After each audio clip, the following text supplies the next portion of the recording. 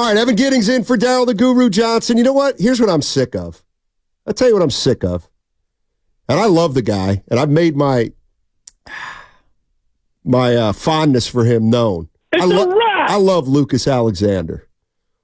But I'll tell you what. There's always a but. You know, fight on. I got this reputation as doom and gloom.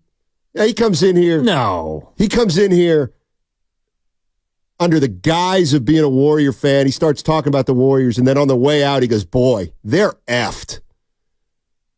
You know what I mean? Like, I don't even say that. He was talking about the Suns. He was not talking about the Suns. He just said you can't trade Bradley Beal. He's making $56 million He's not next talking year. about the Suns. Was he? He's talking about, well, he's probably talking about both of them. Dude. He said Phoenix. God love him. I'm able to look at this team and say, we milked the core for 10 years, and now we actually have some young players. Can we keep that going a little? Going off what Lucas just said, that he thinks the Suns are effed, out of the three situations, which is the one that is most effed? Lakers, Suns, or Warriors? I'd say Phoenix. I would not say Phoenix because they have the youngest superstar of all the team. How old's Booker now? 28, 29? I think Booker's age 27 season.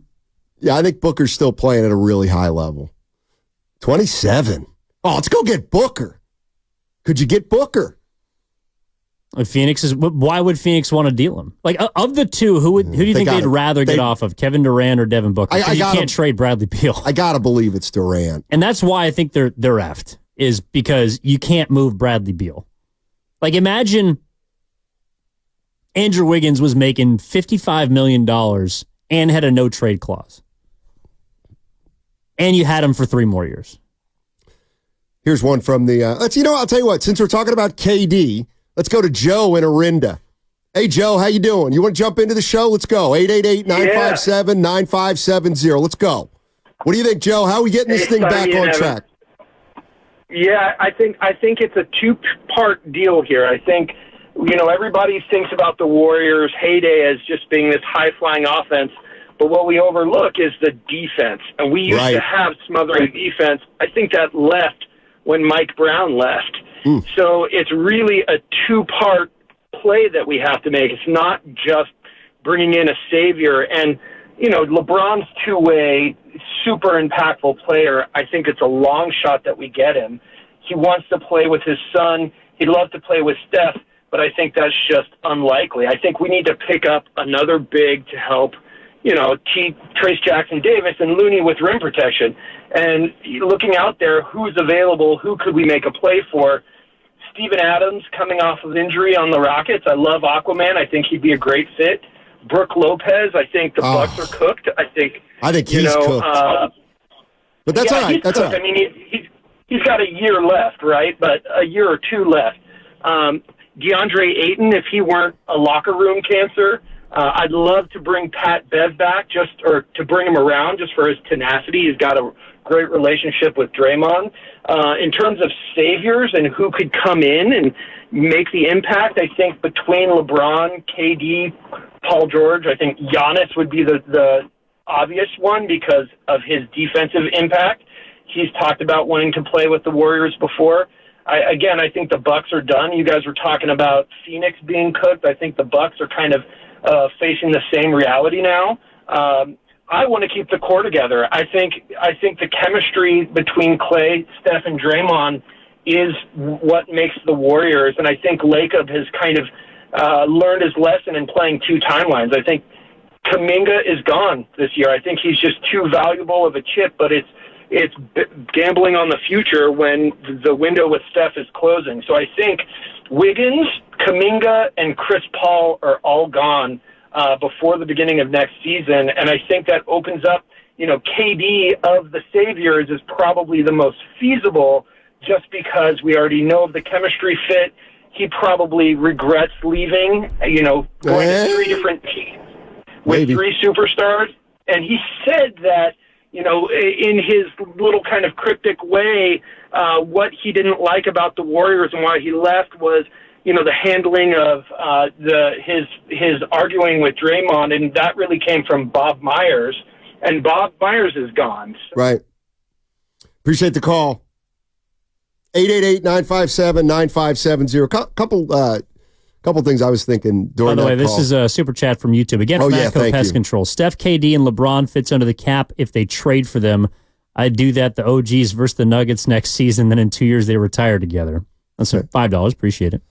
Yeah, my overall... you can find a way to get Steph, KD, and LeBron together. Well, yeah, that's a little bit different. But, generally where I'm at with this team is I don't want to get any older unless you're trying to hit the home run with LeBron or... I'm not even sure what Kevin Durant would do with this team right now if you're going to have to lose a lot of pieces around Steph and KD to acquire him. A couple things I was thinking. Steven Adams. Yeah. You know what? That's a name that a year or two ago I was like, that's unrealistic. Maybe it's not now. Maybe he gets healthy this offseason. He's got one more year on his deal. Okay, maybe he's a guy that, you know what? It's possible to go out and get him. Okay. Let me tell you something where the Warriors missed the boat. And it's a guy's name that I saw in Marcus Thompson's story.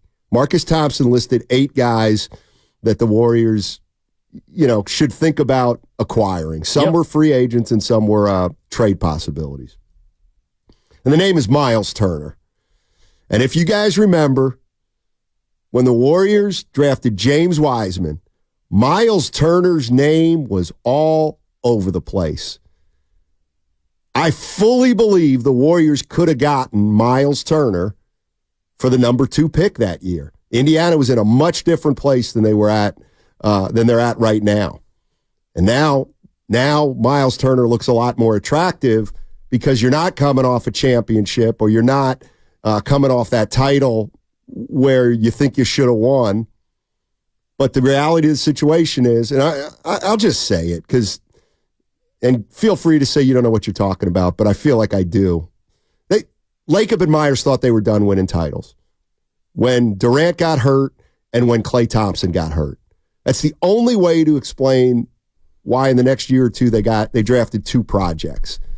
At that time, theoretically, see what I think happened is this. In 2019, you lose to the Raptors, and the Warriors front office essentially said, let's start moving forward.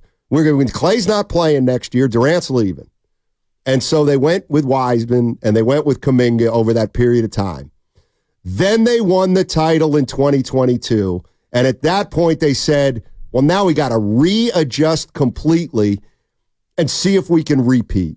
And that led to the signing of Poole, or his extension, and the re-signing of Wiggins. And it leaked into this past offseason with the re-signing of Draymond Green. I believe that's kind of the way it all came down. I disagree. I don't think that they thought they were done. Otherwise, why would they acquire D'Angelo Russell and then flip him for Andrew Wiggins? Why would they go try and acquire players that could help them in the immediate? Well, because that 2021 season gets lost a lot. But they moved off Durant because they knew he was gone. Yeah. So they signed and trade for him. I mean, if they really wanted to reset, why wouldn't they just take his $45 million cap slot and use it? Because they were so capped out that they weren't going to be able to utilize that money. If Durant could have left for nothing, they wouldn't have been able to sign a $40 million free agent. So what I think is they made the move for D'Angelo Russell and a pick. They got D'Angelo Russell in here knowing that they were going to move him as soon as they could. And they did for Wiggins. And to me, that trade was obviously a really good trade at the time. But I don't, why did you draft Kuminga?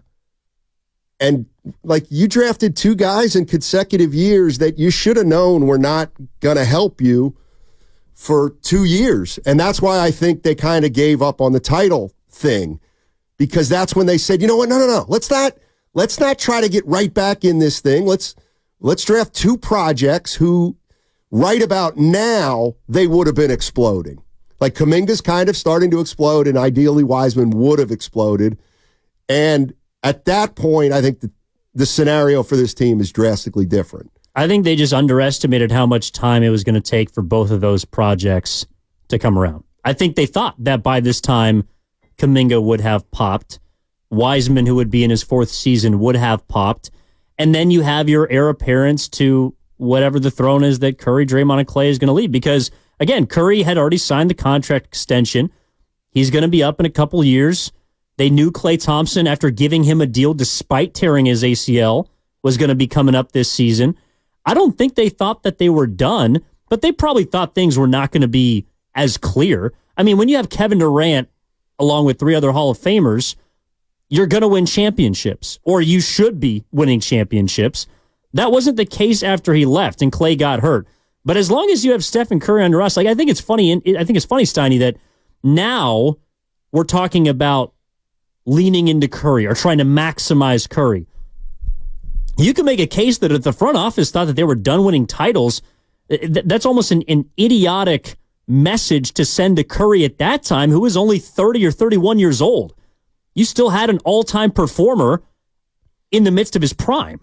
But remember, there was some dissatisfaction among the veterans with how the Warriors handled those 2 drafts when, remember, like Iguodala talking about the 2 timelines, and they act like we can just get these guys in here and in 3 years they're going to be champions.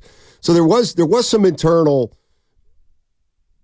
stuff going on at that point. There was questions. Yeah. I'm sure there was, but I also think that the Warriors in 2021, maybe unexpectedly, saw that they might have a chance to compete in 2022. I think the emergence of Jordan Poole at the tail end of that season was a big part of it. Yeah. I think trading for Andrew Wiggins and getting him in here was a part of it during the pandemic season, then getting him a full season. I think the fact that they had Klay Thompson coming back, that Draymond and Steph were still performing at relatively high levels, Curry more so than Draymond. I think they did identify that offseason as not needing to do a ton. They didn't go out and make a big move. I think a lot of people were expecting them to take a big swing in the 2021 summer because you won 15 of your last 20 games heading into the postseason. You got beat by Memphis, but how close were you really? In a way, they're not in the same place in regards to age and productivity, but in terms of the year before the year, I think there are a lot of people looking at that offseason like, we could do something special. And the fact that they only went out and acquired vet mins like Otto Porter and Gary Payton II, to me, indicated that the front office thought that they were solid, that was going to be a good team. 888-957-9570 is the number. There's a lot of sentiment that is similar to this from the 925 on the Xfinity mobile text line. Why are fans so obsessed with getting older guys and dumping the younger guys? What does Golden State do after what do they have to do to start over? And I think there's 3 ways to look at it. Like get older and keep pushing right now, total rebuild or tweaks. And I think they're looking at tweaks is what I believe. And you know what? They might be looking at tweaks, Evan, because that's all they can do. That might be all they can do with this team. Let's go out to Murillo in Petaluma. What's up, Murillo? How you doing, man? 888-957-9570 is the number. Jump in if you want. We're talking Warriors. What's up, guys? It's been a while. Hey, good to have Evan on. Always knocking out of the park. Guys, I'm a big fan of the Warriors, and I'm very grateful for what happened. But my eyes are watching something different here. There ain't no savior, Steiny. You know this. Stop pretending. There's no savior. Did I say there was? The only savior. Woo. The only no, but just teasing with this question. Let's get to the point. The only savior maybe out there that might be available is Giannis, because he would fill up a lot of check box on our list, but that's a long shot. As much as I'm a fan of the Warriors, and I'm a big entropy fan. That's the word I'm bringing in, entropy. That's what's happening here. It's time to move on. Don't give up on any of these young guys. They've shown nice flashes. They've shown that they have what it takes between the years. Maybe not Kuminga yet, but the other 3. It's time to get young. It's time to turn the page. If teams come here trying to get Draymond and Clay, I'm trading them for picks. It's done. Watch what the T-Wolves are doing. Watch what OKC is doing. It's a new age. This is a collision course. Those teams are meeting in the Western Conference Finals. So real quick, Murillo, I'm more interested. Too thin. Go ahead. Entropy, the lack of order or predictability, gradual decline into disorder, a marketplace where entropy reigns supreme. That's what entropy means. Ooh, that's scary. I'll tell you what. That's the harshest thing I've heard about the Warriors. It's a good thing nobody knows what that word means, including me. I had to look it up. Thanks, Murillo. Always appreciate you, buddy. Oh, you're talking earlier about declines from everyone. I mean, I think you're essentially just defining entropy without knowing the word. Well, I actually had to look it up. A general move towards uncertainty, disorder, and death. Oh, death? I didn't see that. $5 super chat at Go Pest Control. Have you guys been watching Jaden McDaniels? Yes. He got 4 years, 130. Kuminga is not better than him. No way I pay Kuminga $30 million trade. $30 million. Thanks, Ant. I mean, that's the other thing that's, and I just feel like where the Warriors are at right now, I hate every decision they have. I really do. I hate it. Like, no, you don't. Yeah, I do. Like, I mean, okay, what do we do with Clay? Well, you bring him back. That creates challenges. Or let's just say there are issues with that. You let him walk, there are issues with that. Okay, what about Kuminga? Okay, you got two choices. You can not pay him and bring him back on his last year. I'm not crazy about that. Or you pay him $30+ million a year. I'm not crazy about that either right now for him. Oh, what about Draymond Green, Steiny? You don't like Draymond Green. No, I'm not crazy about Draymond Green, okay? So I want to move Draymond Green. That, as much as I might want to do it, comes with challenges because who are you getting back here that's better than Draymond Green? Okay, we won't trade Draymond Green. He'll be here for the next 3 years. I don't like that either. So